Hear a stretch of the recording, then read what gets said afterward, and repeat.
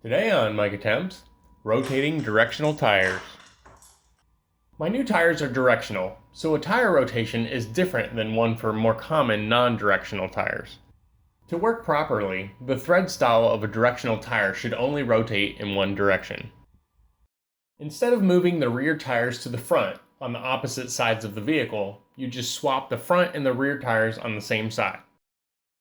Lift the car using the jack point behind the front tire.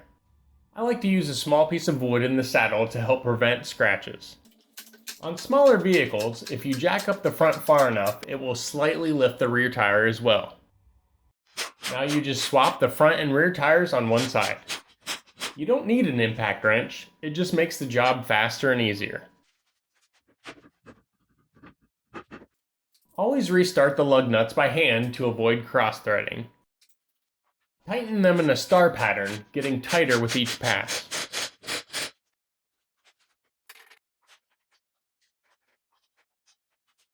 The torque spec on my lug nuts is 80 foot-pounds. Check for your specific vehicle. Repeat the process on the other side, and you're done. Feel free to rate this video, add your comments and questions below, and subscribe for more.